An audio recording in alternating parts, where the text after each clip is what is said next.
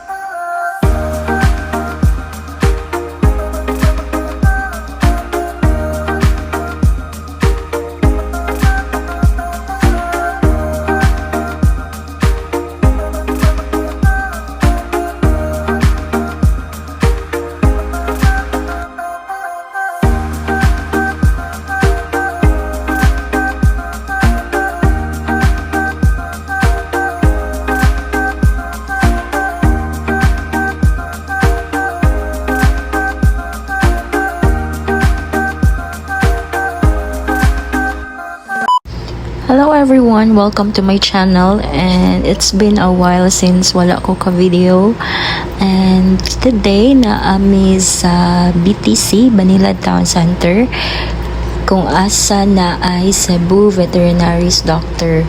Nganong naami karon kay schedule ni Murphy sa iyang annual vaccine. First time na mo din kay always mami sa Mactan branch nga Cebu Veterinary's Doctor magpa-vaccine. It's just ang mga dog kay naakaroon sa PITOS temporarily while nagpa-renovate pa mi sa balay. And nakita ninyo nga si Murphy kay mulag pinugos gud iyang lakaw kay di siya ka maumusaka sa stairs, guys.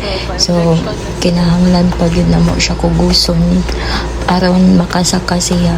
Although nagpractice naman to siya unsaon pagsaka, mga pila ra po to siya kaang-ang ang iyahang nakatunan.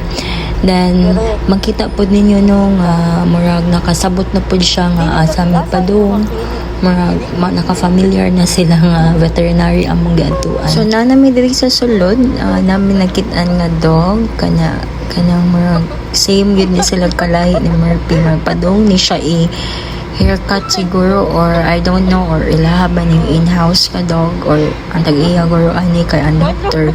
Same dito sa CVD sa Mactan branch nga naa sila pitbull nga ang tag-iya kay ang katong doctor. Yang kini naapod ni sila grooming dinhi, makita ninyo ang dog kay nagpakaluoy. Di ganahan magpag-groom. Nana pod ako ang dog basta magpag-groom, magpaluoy-luoy dayon. Mamalik mi sa gawas kay naabtan gud may og cut off. So ang ilahang kuan manggod operating time kay 8 AM until 12 noon, then mag cut off sila kay nan sila lunch break, then balik sila at 1 PM. So same ra gihapon na sa Mactan branch. And anyway, since wala milingaw, so naglibot-libot na lang mi kay it's my first time here. Mo allow ra sila og pet as long as naka-leash o naka-diaper. Then sa ubos kay na ay supermarket, but I don't know if mo allowed po sila sa og pet sa sulod sa supermarket. Anyway, na ay cute pod nga dog diri nga Shih Tzu. So pareho gid ni sila ni Murphy og kaliwat mga Shih Tzu. Say hi to little kitty. So kini akong mga dog, guys, kay dili din na sila mga maldito. Like madlock gud sila if naa sila makita na underdog, mutago gud sila. Di sila friendly nga type nga tao. Same sa ako ang other dogs pod nga nahabilin dito sa PITOS.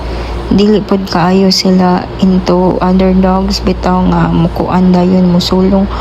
Pero kung sila unom magkuyog kana mo attack sila laing dog, pero if usara nila ang kuyugon kay dili gyud na sila buutan na good pod na sila. Then if only madala lang gyud ako tanan akong dogs, then why not? Kaso lang kay dili mi maigo sa car, and aside ana magdungan po sila og pupo og ihi sa sulod. So while waiting, decide na lang mi na mga una lang mi diri sa yellow cab since dili man allowed ang pet inside, so diri ra mi nangaon sa gawas para na ay kuyog sa amoan na lang po siya gitagaan ni Joey og chicken kay para naapoy sulod ang iyan tiyan. And this 1 p.m. kay need na namo mobalik diri sa Cebu Veterinary's Doctor para sa iyahang annual vaccination. So maura to guys. Thank you so much for watching and I hope nga nalingaw ra mo sa video. Bye!